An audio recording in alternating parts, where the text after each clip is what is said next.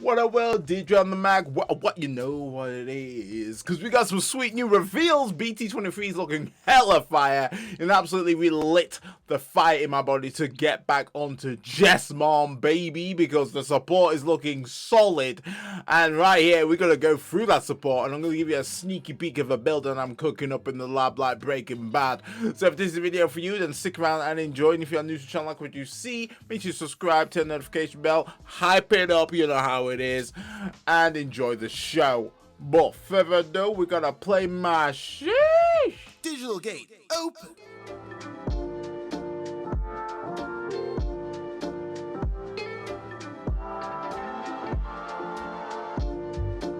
Okay, so BT23 coming in with some freaking Jesmon support, which is looking so fire. I am happy that is not an ace, and I'm happy that Bandai locked in and really fleshed out the archetype, which makes it so versatile depending on which variation of Jesmon that you like playing. If you like playing, you know, Ganku Turtle, happy days. If you want to go for that classic Jesmon, say less, Bandai got you covered. If you want to go freaking hardcore OTK, then blam, it's all there. So let's go over to what we've got here, and it is going to be the new Hawkmon. So Hawkmon right here, instantly, we've been begging for this. We have literally been begging for a freaking Hawkmon that can search out everything, including Royal Nitrated Digimon. Oh my god, the amount of times that you'd whiff on, I don't know, Magnumon, Gangumon, all everyone outside of Jesmon name hurt. But this one is a dig free, add a Hookmon or Sistermon in name and add one card with Royal Nitrate amongst them to your hand, but at the rest. So this is going to be working stellar for the existing support that we already have. Unfortunately, you cannot grab the new option relating to the Sistermons because that's CS, and I have no idea why they made it like that. The only thing I can kind of guess is that they didn't want Royal Knights to go kind of hard with that card, but realistically, would they play it? I'm not really sure, but that's the only thing I can think of. It is only CS, so it would whiff on that. But regardless, this is a fantastic searcher, but it gets better. The Inheritable is even sexier there too, because your turn once per turn, when any of your white Digimon are played, gain one memory. Fantastic. The fact that they actually acknowledge the token that Jesmon spawns as well as the Sistermons, which are all white, is a nice nod that they acknowledge what this brother's doing. So absolutely fantastic right there. Also on top of that, you can kind of control when you get the memory gain there as well, depending on obviously your overall stack that you have in terms of inheritables, because the old support only goes based off Sistermons, versus this it would include Sistermon. So obviously save religion on that, but it can actually facilitate for some kind of cool plays right there for when you want the memory to kind of, gain and not gain.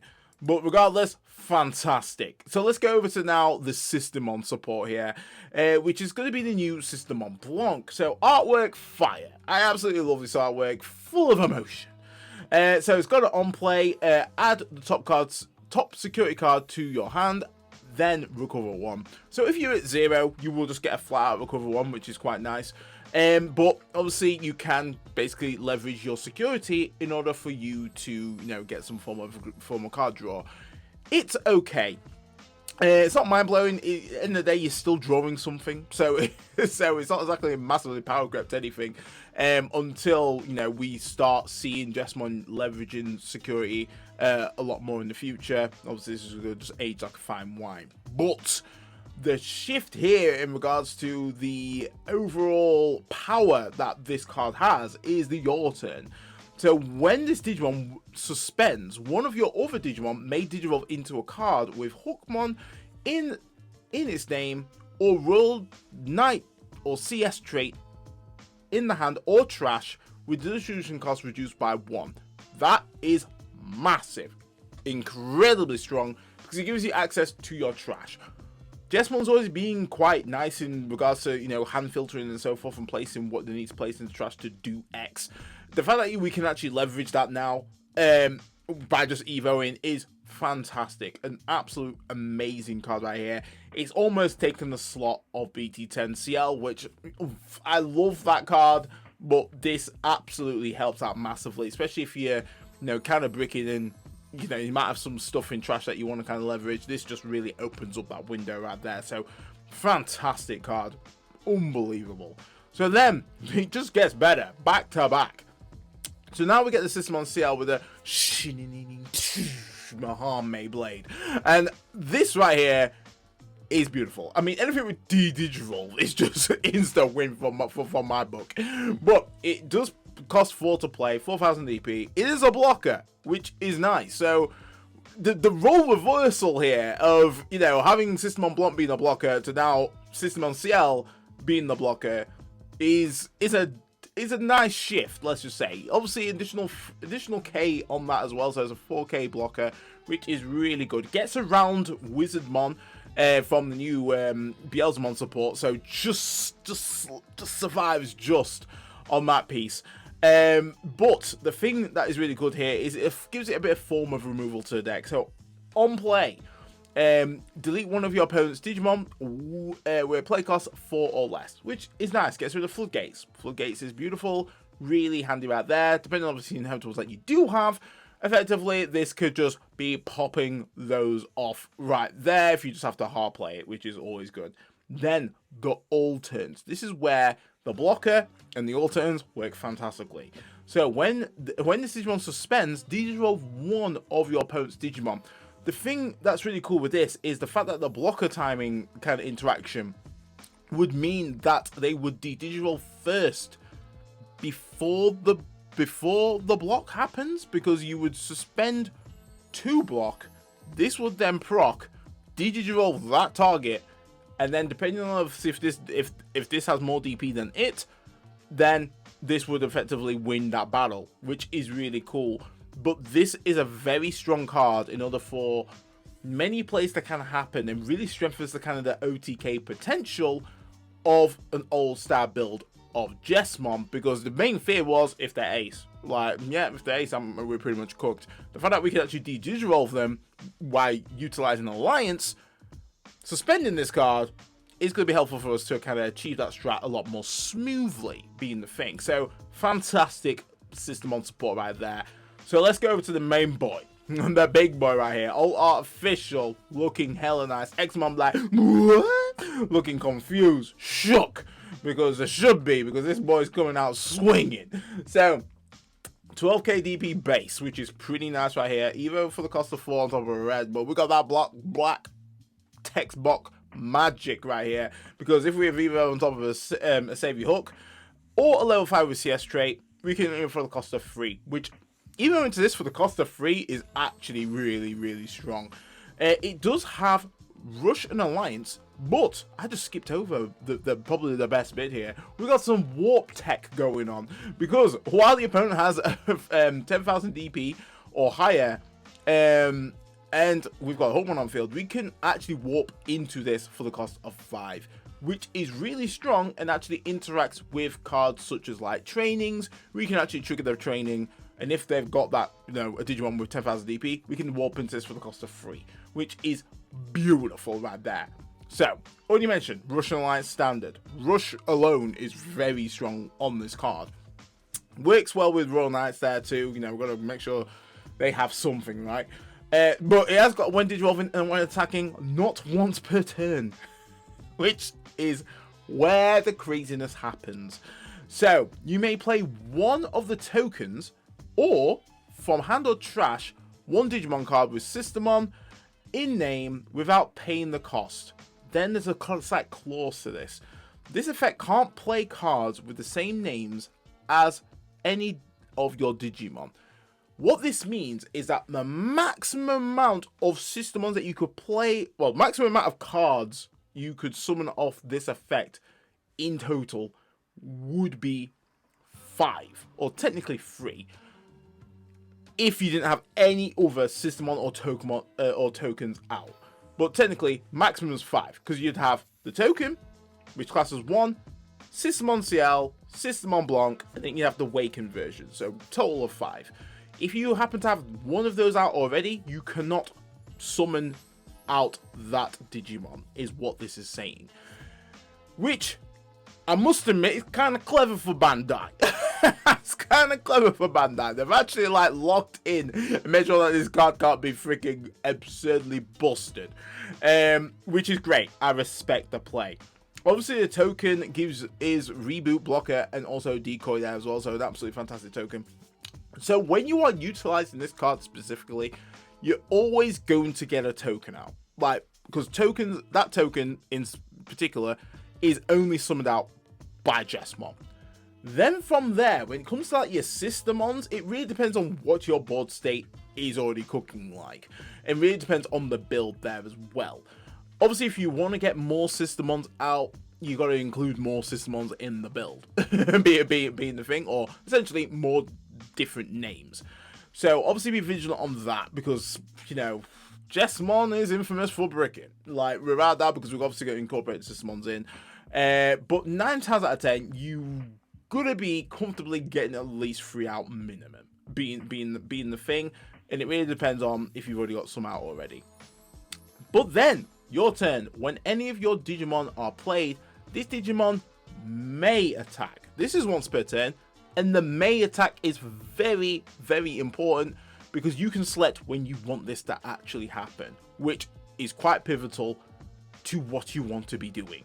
Being the thing, and you probably need to call it out when you are playing with this new style, because the opponent could say, "Oh, you've already done it. Like you've already missed time." It's like, no.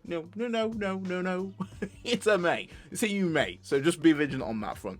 But overall, I am very happy with this card. This card is really, really strong, and the deck list that I'm gonna hopefully share with you guys will kind of show why it can be kind of nutty.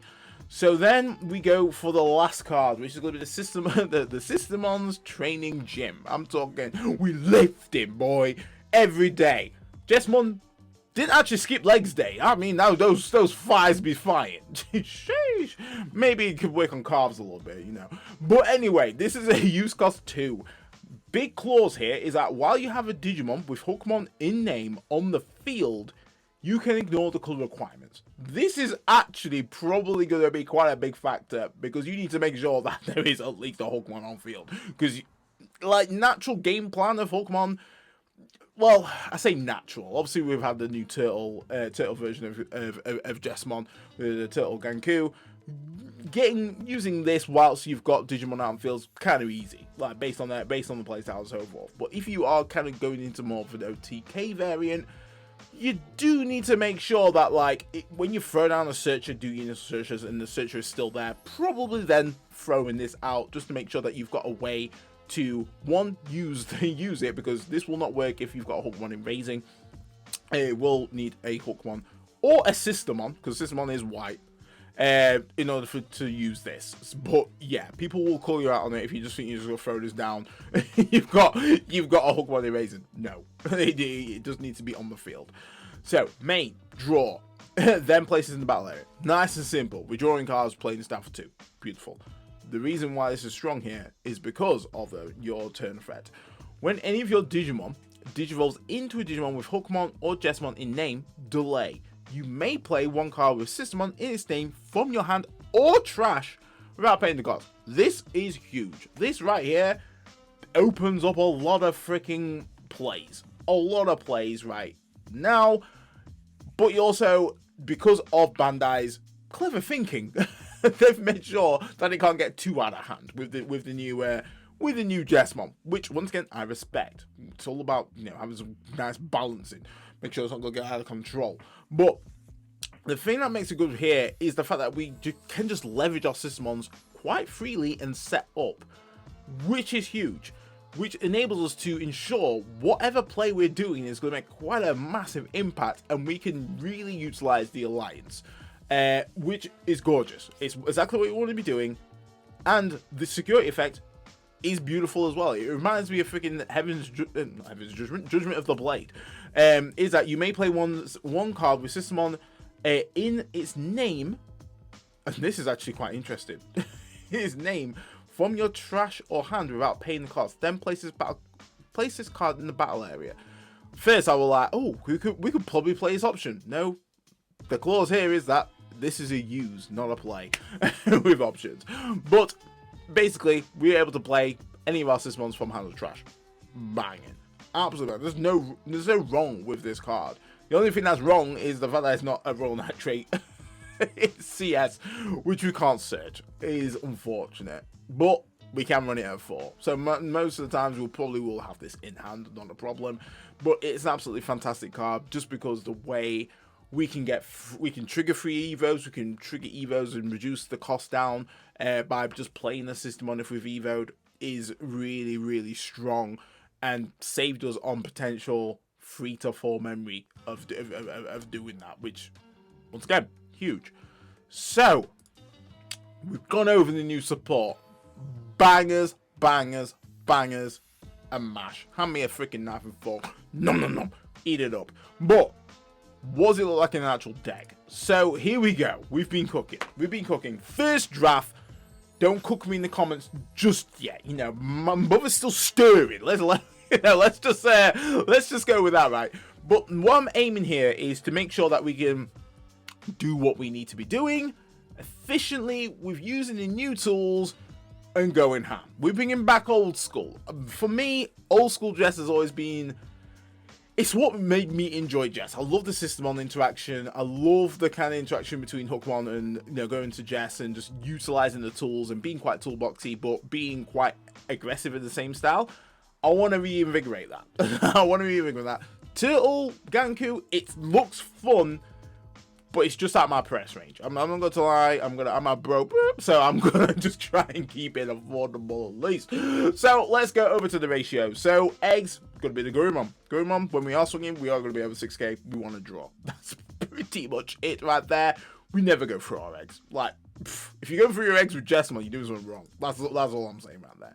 So going over to the rookies, we do run a 13, but we do run pretty much a 10. Of the Hookmon. So this Hookmon right here is still stellar just for the memory gain. Your turn, depending on what you're doing, probably won't come up as often as you would like it to, because in order for us to use the option, we have to evo. So unless this is like, I don't know, I've got a stack and I've played a system on and I'm set up, and I can trigger the evo to go into a bow hook for free.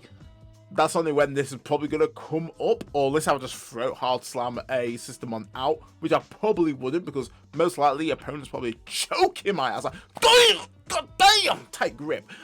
We don't want that. So 9 times out of 10, that probably won't come up as often as I would like it, but the inheritable certainly will. Certainly will out there, because we're going to be playing Sistermons. And we gain a memory from triggering the delay straight up. So, absolute memory gains, we do want that. Then, we go in with the BT20 Bow Hook, who got this at 2. The reason being is because, once again, hand filtering, if we do have to push out, 2 memory should just be enough for us to do what we need to do. Which is good. Hopefully we'd have more, be a thing, or have a bit more setup. But 2 memory, if we really balls to the walls, that's what we're gonna do right there. We can make it work if they choked us. The inheritable, it's okay. It's not great if I'm honest. I don't really like the inheritable, but it is what it is. I prefer memory gain. Artwork's fine though. Now we go to the best boy, easy 4-off, without a doubt. No brainer, Searcher. Amazing inheritable, what we want. I don't need to elaborate any further on that. Then, we still have the OG. We have this at 1, because the Dig 5 can come clutch. I'm like, Dig 5, get 2 pieces, can come up massive. Another thing with this build is that we're actually not probably running so many names outside of Hookmon, Jesmon, and Sistermon. So, still a bit of validation of having it in. But we do have options, which obviously, you know, we can bot deck, which are, pretty important to the strat. So, I mean, we've still got to keep them in, right?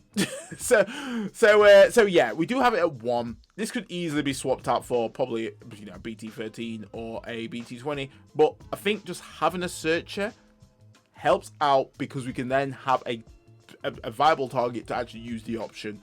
Sistermon Training Gym, because, you know, I've still got my gym membership and I want to use it.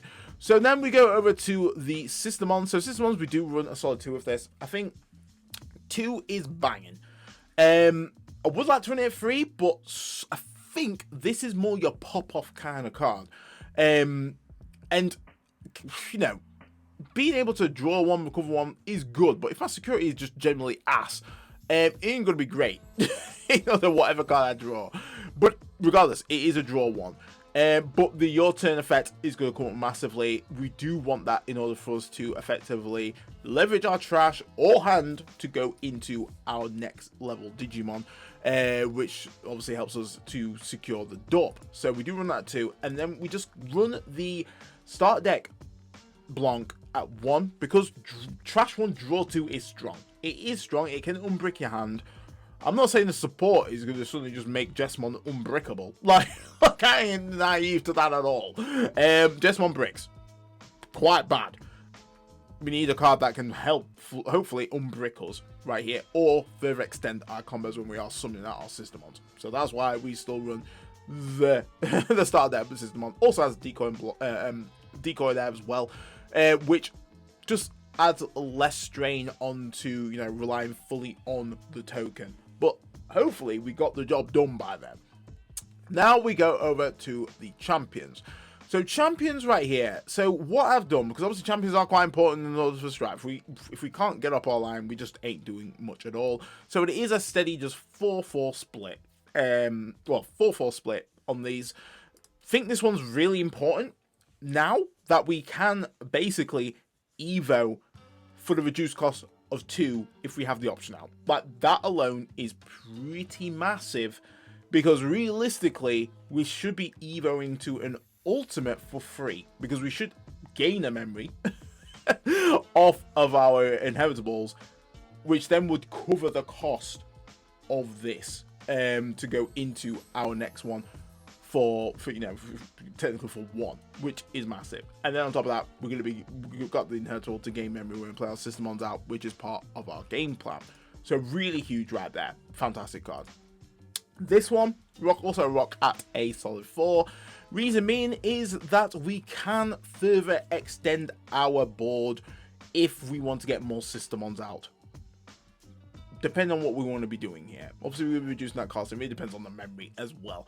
We reduce that cost, we're able to play down a sister, which is good. Could help us search. Could either help us further leverage the new Sistermon to utilize our trash to get into a Jesmon, which is going to be helpful for us right there. So beautiful card. Love to see it. And then we go over to just a fantastic card right here. So originally I did have the Awakened version of this as well, but for the style that I've gone in with this deck, being quite OTK, the main blocker is having something in front of me that can stop that from happening. And this is why Digivolve is so strong. Unless they've literally got immunity to Digimon effects, then I was kind of effed from the jump. Like, it was kind of curtains straight off the bat. If they've not got that, I can Digivolve them down a step. And depending on where they are at on their actually, you know, their Evo line, they may have 2 possible ace opportunities if I de-evoed from them being a level 6 to level 5. You know, there's a possibility that they've got another opportunity there. At least the more I have of these out and the more I can suspend, the more I can de-digivolve that stat down to stop that from happening being the thing. So this is why I was like, maybe I need to lean more into this. It might change. I might put the Awakening version in, because it means that I do have more targets that I can leverage off of the new Jesmon. But from my logic, realistically, this needs to be out in order for me to ensure that I'm not going to be stopped. being the main thing. So I'll put that up to 3 for now. Now we go over to the ultimate. So ultimates, we're going to talk about this boy. This boy will go hard on this deck. Like with this new Jesmon, it's not once per turn. We can leverage trash hand. It's amazing. The only limiter is the amount of different names that we have out on field. So realistically, depending on how it is, it could mean that we are a little bit restricted, but it does mean that it's only realistically the Jesmon that's got that cap, not necessarily anything underneath. So depending on what options I've got set up and so forth, what Sistermons I have out, I could have 2 BT23 Jesmon sales out. Not a problem right there. It means that when I am at Jesmon, I can still bring out the token. I can still bring out Sistermon Blanc. Not a problem out there. And then I can alliance, and I can essentially ensure that I can Digivolve a lot of stuff, making sure that my advance is going to be hella clean. But the reason why this is actually going to be, you know, utilizing that alliance and the suspending and using the Sistermons is because of the inevitable. It's that if we have a Digimon with Sistermon in its name in play, we can unsuspend this Digimon, meaning that we can effectively alliance twice, which is going to be huge for us to really push that damage right there. And that's where the OTK potential is so back on the cards. But on top of that, it's when Digivolving we can get Sistermon from hand. Well, not get Sistermon, we can play Sistermon from hand, being the thing, without paying the memory cost. Beautiful. Once again, just further extending, meaning that we've got a lot of alliance targets on board in order to kind of pop off. So we do run that at 4 because we do want to be leveraging that full effect. I think that unsuspended is going to be huge. But we do not disregard the BT20 Savvy Hook. The reason being is that floodgates do exist. And we need a way to pop that reliably. And this is where this boy really comes up clutch, enabling us to pop a 5k DP or less Digimon. Then the end of turn is that we can suspend one of our other Digimon, and it may Digivolve into a Jesmon in its name from hand without paying the cost, which is huge because depending on where the memory is fallen, we can effectively ensure that we can get turned back, and which is what we want to be doing right there. Also, it has alliance, so we can basically proc alliance twice, meaning that we're going to be swinging for 3 checks. Really huge. So the top end realistically should be hitting for either 4 to 3 checks is what we want to be doing, which is going to be pretty massive for us to achieve that OTK clean sweep. So we run that at a solid 3, giving us a 7. So now let's go over to the top end. So the top end right here, we're keeping it clean, just keeping it really simple right here.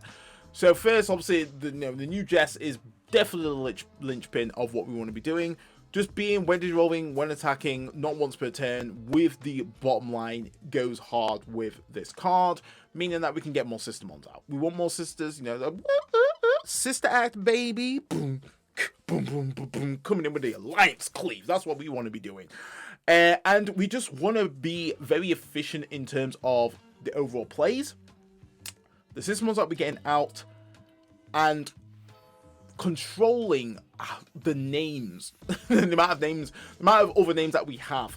If we can get from the bottom line and our options more the same names of our Sistermons, so if we just get CL, just 3 CLs out, effectively, we can still get the token and Blanc, which makes our board pretty wide right there. Gives us a whole lot of alliance targets in order for us to control the opponent's board, in order to just wrap it up, being the thing. And then on top of that, we do have a pseudo blitz mechanic there if we do happen to pass turn. Hopefully that won't happen. We do want to be keeping turn, and even for the cost of 3 is probably, you know, helping us do that, being the thing. Then we bring in the BT20 Jesmon X antibody. Reason being is that it just makes us immune to opponents' effects. Massive. Tag this up with the BT23 Blanc. We're cooking. We're absolutely cooking. We're just swinging in deep. All is good. Combo that up with the BT6 Savior. It means that we're able to unsuspend, and then we go again, and we've got alliance still. So we're still doing big damage. We're still doing that big damage. That's what we're going to be doing. Piercing through that security, which is nice. Opponent can't necessarily do anything. We do have the, you know, going into, well, piercing, and we can attack unsuspended Digimon. Gives us a further little bit of control there as well. We're absolutely cruising. So even if we've Digivolved something that's put them in a predicament that the Digimon's pretty much useless but unsuspended, we can just go, yeah, we're going to just eliminate that bad boy. We're going to eliminate that bad boy and make it really uncomfortable for you to kind of make a comeback. But the overall goal is that hopefully we've got the job done. But there will be games where we'll have to adapt and be agile, and this card definitely helps with that right there. Then, I mean, Jesmon GX is not here. It is not here. And if there was a way that we could unsuspended or attack without suspended, it would be here. But Omnimon X Antibody is just such a card. It just does that for us. So when we have blown through the security, this is the card that should be finishing it up. And the reason why I'm running it at 3 is because you want to see this card. You want to make sure that you got that last check, unless you've managed to do some chip damage with your lower line. If you've managed to chip at least to 3 security, then you could pretty much go without this, which is fine. But and if you chip to 2 security, then you've definitely got a game right there. But if you haven't, this is definitely going to help you just punch that last security, just because the end of the turn effect is going to be huge. Also gives it another way of removal. We're not necessarily going to get the kind of dual mode blow everything else up, bar my Digimon and one of the opponent's Digimon, but you are going to get the bot deck, which bot deck does come up quite nice, meaning that, you know, you can't just get rid of maybe that last target right there, because obviously you're going to be attacking into unsuspended Digimon and so forth. At least this actually kind of helps out right there, and that unsuspended Digimon will mean that this can actually attack into unsuspended Digimon, which is good. It has raid anyway. It already has piercing, so it's not exactly like it's struggling to cut through. But regardless, a great finisher. We do run that at 3. You could knock it to 2 if you want to, but I feel like you want to see this. Like, you want to make sure that you have at least 1 in hand. So it's completely up to you. Maybe drop this and knock the Jesmon X Antibody up to 3. That could be the play. So going over to the options. So we do run 1 scramble. I think 1 scramble is kind of clutch, kind of nice. Works quite well. Reduce Evo cost, prop from security, able to play a Hawkmon back out from trash, which is going to be good. Obviously, if they can't out it, we do have a rush target, which is going to help us out beautifully. Training, I feel like you still need at least some form of, what's the word? I don't want to say memory manipulator, but at least a way that you, if they're choking you, you can still do something. being the thing. And I think just dig 2 is kind of comfortable. Digging 3-4. I think that's where you could kind of bottom deck some of your spice or anything that's kind of out of archetype. So I think offense training definitely still comes up and definitely still useful in this list. Then going to be the mainstays. Is going to be obviously 3 Master Disciples. You could knock this up to 4 if you want to lower the trains if you want. But I think like just reducing the Evo cost by 2 off the delay can go a long way, especially if you have the system on training gyms set up. It will go hard. It will go hard. You can gain memory, you can kind of comfortably Evo up into your Jesmon and keep that turn. But Master Disciple is just an amazing searcher, really cost efficient, really helps in order for you to further extend and do what you need to do. And then the training gyms, we do run set 4. Reason being is that, you know, main draw 1, banging. 2, it's not quite searchable, being the thing. So we want to see this at least in the starting hands. Hopefully with a Hawkmon, and you can be, you know, really going hard. And on top of that, it helps you further extend your plays by just evoing up your line. So when you go for that big burst turn, it means that your board's going to be looking freaking hella nice. Also, that security effect is banging. Get a system out from handle trash can be really helpful right there, especially because we do have system on CLs which can block, and also then the Digivolve, which is pretty huge, because I mean, imagine Digivolving an ace target. Just absolute menace right there. Overflow, possibly could delete something. You know, it goes a long way right there. Goes a long way. So we do run that at a solid 4, and that's it for the list. That's it for the first draft right there. Let me know what you think in the comments. Obviously, I'm expecting to kind of get ripped, but I think I'm kind of happy with this. I think the only thing I probably may change, probably just that perhaps, but I feel like you do need this to just to finish. You need to finish the dinner. I don't want to just like start the dinner and I've just left the plate half full. I'm sorry, I want it all at. I want it all at right there. But guys, enough of me waffling. Let me know what you think in the comments, and happy Jess Day. I know a lot of players have been waiting for a nice kind of, you know, Jesmon support that's just not half baked. I feel like this is ticking quite a lot of boxes in regards to its application. I think Road Knights can still leverage this quite a fair bit as well. It does have one attacking, it does have rush, which works perfectly. It's a great SR. It's been a while since we've had an SR Jesmon, and I think Jesmon is looking kind of nice for BT23. It's definitely one of my decks that originally I wasn't even massively fussed about BT23. This right here is going to be just singles, baby. I'm just like, boom, get the all out of this, get the other supporting pieces, a few pre-release stamps, and I'm out. Straight up out. But guys, hype it up, let me know what you think, and stay safe, stay fly, and I'll catch you next one. That's your boy D Dread, off the mic.